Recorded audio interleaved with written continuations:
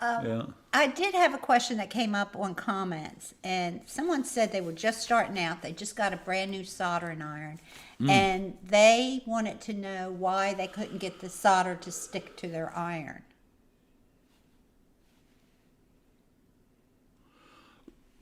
Well, normally on a new soldering iron, there's a coating on the tip.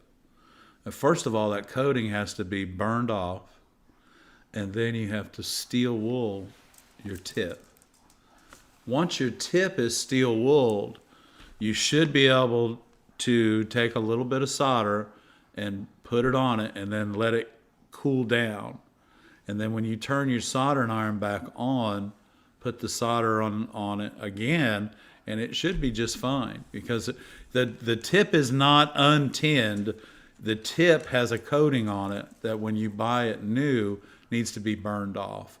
And then you need to just take some steel wool and just go on both sides, and then apply your solder to it, and it should be fine. Now, the other thing is, if you're looking for your solder to stick to the tip, then you want to turn it down, because if you put solder on your tip and it melts it and it just disappears, then you're just working a little bit too hot. And if it is a new iron and it doesn't have a controller in it, go ahead and get an iron controller, because that'll help you out dramatically.